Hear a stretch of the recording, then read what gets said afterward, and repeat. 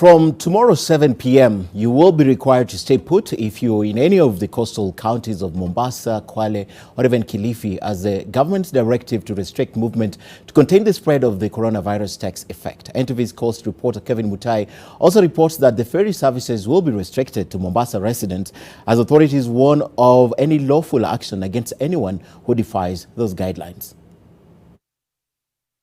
The Ministry of Health confirmed an additional 2 cases of COVID-19 in Mombasa County. The news was followed by an even more disturbing revelation that an infected person from Mandera County had travelled from the coast. This, the government says, is why it took measures to tighten restrictions to curb the spread of the virus. And from Wednesday 7 p.m, these restrictions to stop movement in and out of the counties of Mombasa, Kwale and Kilifi will take effect.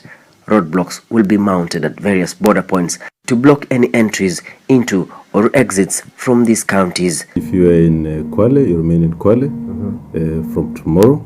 If you are in Mombasa, you stay here. You don't go out, you don't come in. If you are in Kilifi, the same. We simply need to be careful. We need to understand that we will suffer.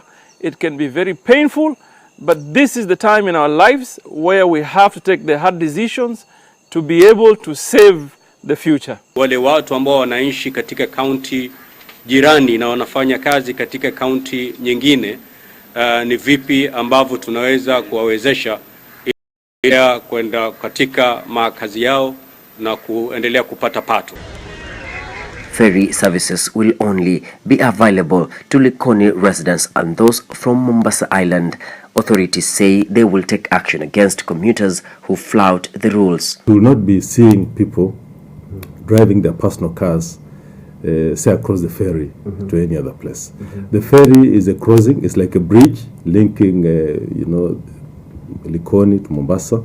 And of course Kwale, but if you're coming from Kwale, definitely you'll not come into Mombasa, because the ferry crossing is in Mombasa. So it will be serving largely the people of Likoni. Some residents have backed the new directives, but say the government should have given them more time to make the necessary adjustments. Uzima wetu ni kutii serikali vile inavyosema, lakini tukikosa kutii tutaweza pata na ugonjwa na hatimaye tutaweza kuadhirika na makosa itakuwa ni juu yetu. Mimi ndo naibeba nikipeleka kule, lakini nikizuiliwa niwe mali nipo, basi itakuwa ni rahisi ile kitu izunguke pale pale na tukao kwenye quarantine, itadhibitiwa pale na tutaendelea vizuri, itaisha. Baada ya muda wale ambao watakuwa wako na virusi watajulikana ni wangapi, watawekwa kwenye karantini, na wale ambao hawatakuwa na virusi watawachiliwa endelee na shughuli zao za kawaida. Inaathiri biashara pia, kwa sababu huwezi beba mteja hapo ukampeleka mtu hapa, na kule mtu hapa huwezi pata mteja ukamleta Mombasa. Authorities are now tracing persons who may have come into contact with the confirmed cases from the coastal region.